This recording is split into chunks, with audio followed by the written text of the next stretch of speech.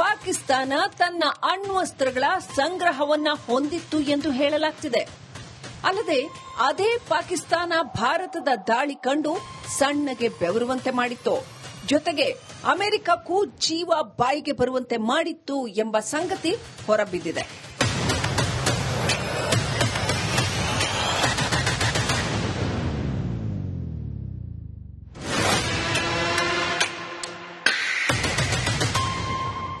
ಹೌದು, ಭಾರತೀಯ ಪಡೆಗಳು ಯಾವಾಗ ಪಾಕಿಸ್ತಾನದ ಸರ್ಗೋಧಾ ಏರ್ಬೇಸ್ನತ್ತ ತನ್ನ ದಾಳಿಯನ್ನ ತೀವ್ರಗೊಳಿಸಿತೋ ಆಗ ಪಾಕ್ನಲ್ಲಿ ಅಸಲಿ ಟೆನ್ಷನ್ ಶುರುವಾಗಿತ್ತು.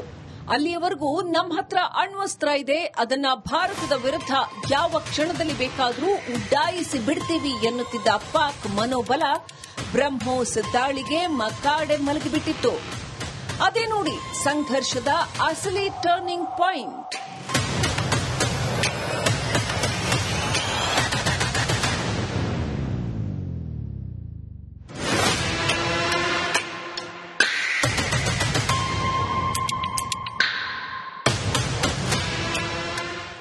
ಯಾಕಂದ್ರೆ ಅದ್ಯಾವ ಪಾಕಿಸ್ತಾನ ಮೇ 8ನೇ ತಾರೀಖಿನವರೆಗೂ ತಮ್ಮ ಬಳಿ ಪರಮಾಣು ಬಾಂಬ್ ಇದೆ, ಅದನ್ನೇ ಪ್ರಯೋಗಿಸಿ ಬಿಡ್ತೀವಿ ಅಂತ ಹೇಳ್ತಿತ್ತು.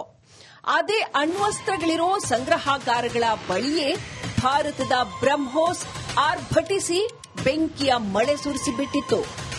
ಅದನ್ನ ಕಂಡ ಅಮೆರಿಕ ಅರೆರೆ ಭಾರತ ಇದೇನು ಮಾಡೋಕ್ ಹೊರಟಿದೆ ಅಂತ ಒಂದು ಕ್ಷಣ ಬೆಚ್ಚಿ ಬಿದ್ದಿತ್ತು. ಯಾಕಂದ್ರೆ ಬ್ರಹ್ಮೋಸ್ ಮೂಲಕ ಪಾಕ್ನ ಅಣ್ವಸ್ತ್ರ ಸಂಗ್ರಹಾಗಾರವನ್ನೇ ಉಡೀಸ್ ಮಾಡೋ ಯೋಜನೆಯಲ್ಲಿದ್ದಂತಿತ್ತು ಭಾರತ.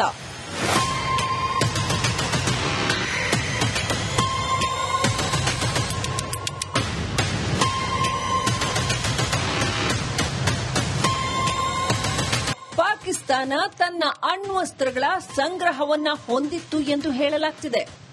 ಅಲ್ಲದೆ ಅದೇ ಪಾಕಿಸ್ತಾನ ಭಾರತದ ದಾಳಿ ಕಂಡು ಸಣ್ಣಗೆ ಬೆವರುವಂತೆ ಮಾಡಿತ್ತು. ಜೊತೆಗೆ ಅಮೆರಿಕಕ್ಕೂ ಜೀವ ಬಾಯಿಗೆ ಬರುವಂತೆ ಮಾಡಿತ್ತು ಎಂಬ ಸಂಗತಿ ಹೊರಬಿದ್ದಿದೆ.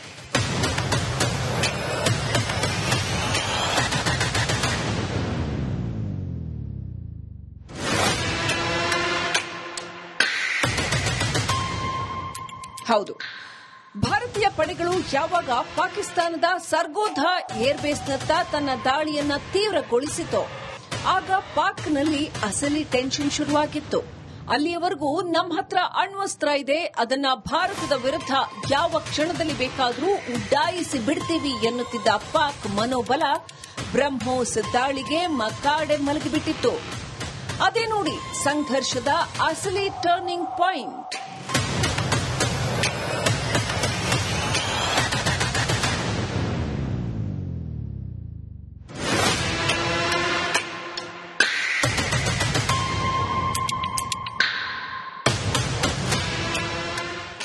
ಯಾಕಂದ್ರೆ ಅದ್ಯಾವ ಪಾಕಿಸ್ತಾನ ಮೇ 8ನೇ ತಾರೀಖಿನವರೆಗೂ ತಮ್ಮ ಬಳಿ ಪರಮಾಣು ಬಾಂಬ್ ಇದೆ, ಅದನ್ನೇ ಪ್ರಯೋಗಿಸಿ ಬಿಡ್ತೀವಿ ಅಂತ ಹೇಳ್ತಿತ್ತು. ಅದೇ ಅಣ್ವಸ್ತ್ರಗಳಿರೋ ಸಂಗ್ರಹಾಗಾರಗಳ ಬಳಿಯೇ ಭಾರತದ ಬ್ರಹ್ಮೋಸ್ ಆರ್ಭಟಿಸಿ ಬೆಂಕಿಯ ಮಳೆ ಸುರಿಸಿಬಿಟ್ಟಿತ್ತು. ಅದನ್ನ ಕಂಡ ಅಮೆರಿಕ ಅರೆರೆ ಭಾರತ ಇದೇನು ಮಾಡೋಕ್ ಹೊರಟಿದೆ ಅಂತ ಒಂದು ಕ್ಷಣ ಬೆಚ್ಚಿ ಬಿದ್ದಿತ್ತು.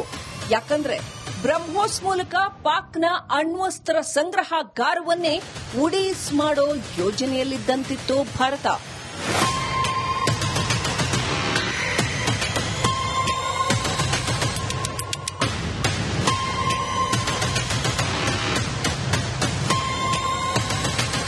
ಪಾಕಿಸ್ತಾನ ತನ್ನ ಅಣ್ವಸ್ತ್ರಗಳ ಸಂಗ್ರಹವನ್ನ ಹೊಂದಿತ್ತು ಎಂದು ಹೇಳಲಾಗುತ್ತಿದೆ. ಅಲ್ಲದೆ ಅದೇ ಪಾಕಿಸ್ತಾನ ಭಾರತದ ದಾಳಿ ಕಂಡು ಸಣ್ಣಗೆ ಬೆವರುವಂತೆ ಮಾಡಿತ್ತು. ಜೊತೆಗೆ ಅಮೆರಿಕಕ್ಕೂ ಜೀವ ಬಾಯಿಗೆ ಬರುವಂತೆ ಮಾಡಿತ್ತು ಎಂಬ ಸಂಗತಿ ಹೊರಬಿದ್ದಿದೆ.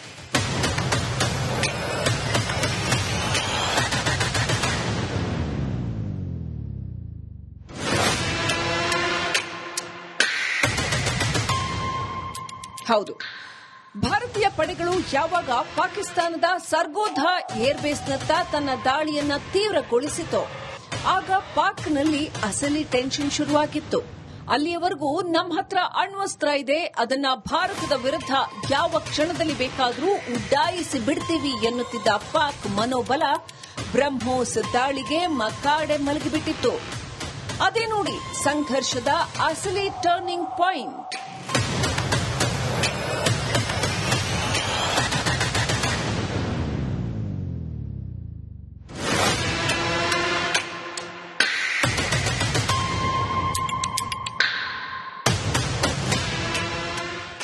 ಯಾಕಂದ್ರೆ ಅದ್ಯಾವ ಪಾಕಿಸ್ತಾನ ಮೇ 8ನೇ ತಾರೀಖಿನವರೆಗೂ ತಮ್ಮ ಬಳಿ ಪರಮಾಣು ಬಾಂಬ್ ಇದೆ, ಅದನ್ನೇ ಪ್ರಯೋಗಿಸಿಬಿಡ್ತೀವಿ ಅಂತ ಹೇಳ್ತಿತ್ತು.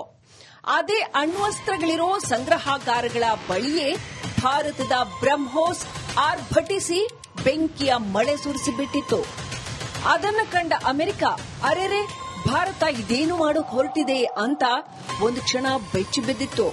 ಯಾಕಂದ್ರೆ ಬ್ರಹ್ಮೋಸ್ ಮೂಲಕ ಪಾಕ್ನ ಅಣ್ವಸ್ತ್ರ ಸಂಗ್ರಹಾಗಾರವನ್ನೇ ಉಡೀಸ್ ಮಾಡೋ ಯೋಜನೆಯಲ್ಲಿದ್ದಂತಿತ್ತು ಭಾರತ.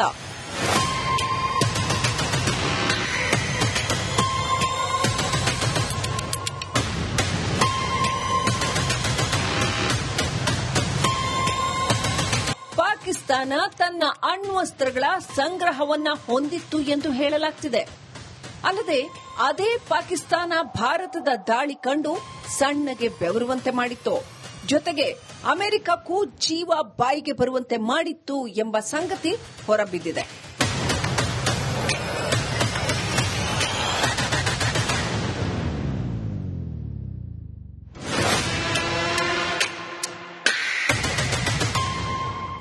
ಹೌದು, ಭಾರತೀಯ ಪಡೆಗಳು ಯಾವಾಗ ಪಾಕಿಸ್ತಾನದ ಸರ್ಗೋಧಾ ಏರ್ಬೇಸ್ನತ್ತ ತನ್ನ ದಾಳಿಯನ್ನ ತೀವ್ರಗೊಳಿಸಿತೋ ಆಗ ಪಾಕ್ನಲ್ಲಿ ಅಸಲಿ ಟೆನ್ಷನ್ ಶುರುವಾಗಿತ್ತು. ಅಲ್ಲಿಯವರೆಗೂ ನಮ್ಮ ಹತ್ರ ಅಣ್ವಸ್ತ್ರ ಇದೆ, ಅದನ್ನ ಭಾರತದ ವಿರುದ್ಧ ಯಾವ ಕ್ಷಣದಲ್ಲಿ ಬೇಕಾದರೂ ಉಡ್ಡಾಯಿಸಿ ಬಿಡ್ತೀವಿ ಎನ್ನುತ್ತಿದ್ದ ಪಾಕ್ ಮನೋಬಲ ಬ್ರಹ್ಮೋಸ್ ದಾಳಿಗೆ ಮಕಾಡೆ ಮಲಗಿಬಿಟ್ಟಿತ್ತು. ಅದೇ ನೋಡಿ ಸಂಘರ್ಷದ ಅಸಲಿ ಟರ್ನಿಂಗ್ ಪಾಯಿಂಟ್.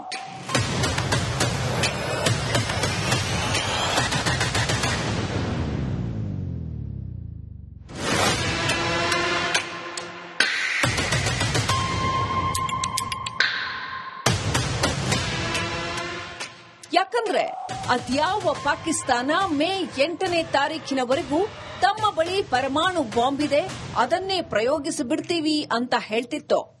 ಅದೇ ಅಣ್ವಸ್ತ್ರಗಳಿರೋ ಸಂಗ್ರಹಾಗಾರಗಳ ಬಳಿಯೇ ಭಾರತದ ಬ್ರಹ್ಮೋಸ್ ಆರ್ಭಟಿಸಿ ಬೆಂಕಿಯ ಮಳೆ ಸುರಿಸಿಬಿಟ್ಟಿತ್ತು. ಅದನ್ನು ಕಂಡ ಅಮೆರಿಕ ಅರೆರೆ ಭಾರತ ಇದೇನು ಮಾಡೋಕ್ ಹೊರಟಿದೆ ಅಂತ ಒಂದು ಕ್ಷಣ ಬೆಚ್ಚಿ ಬಿದ್ದಿತ್ತು. ಯಾಕಂದ್ರೆ ಬ್ರಹ್ಮೋಸ್ ಮೂಲಕ ಪಾಕ್ನ ಅಣ್ವಸ್ತ್ರ ಸಂಗ್ರಹಾಗಾರವನ್ನೇ ಉಡೀಸ್ ಮಾಡೋ ಯೋಜನೆಯಲ್ಲಿದ್ದಂತಿತ್ತು ಭಾರತ.